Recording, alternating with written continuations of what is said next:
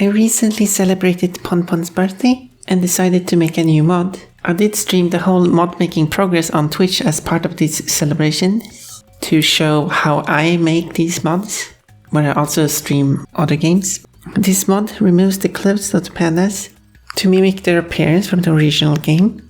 Reignited has had a tendency to add clothes to several of the characters, which I do find weird since there's plenty of characters still not wearing any clothes.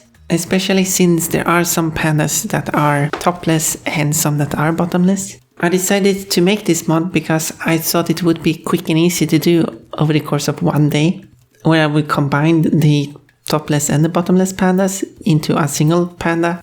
One of the goals I have when I make these mods is that the characters should be as accurate to their reignited design as possible, which I was able to do by combining the topless and the bottomless pandas into a fully clothless panda. Which is the case with almost every 3D game, the body underneath the clothes doesn't exist, which is why I had to combine the visible parts of two pandas to make one whole panda. I did also ask the people in the chat if they wanted to keep the hats of the pandas or not, which they did prefer keeping, which allows the pandas to still be a bit different from each other. But the level contains more than just the purple pandas you meet. There are also red pandas in the minigame sub-area.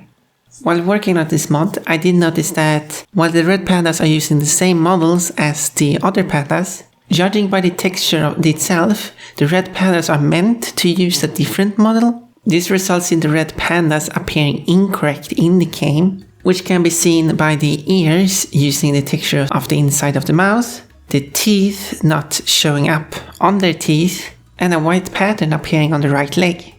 So while working on this mod, I decided to correct this texture so the red pandas appear as correctly as I could make them while still using the same mesh. And I did spend a rather long time correcting these textures, even though it's hard to see these details on the red pandas while playing the minigame, because you never get a good close-up look of them.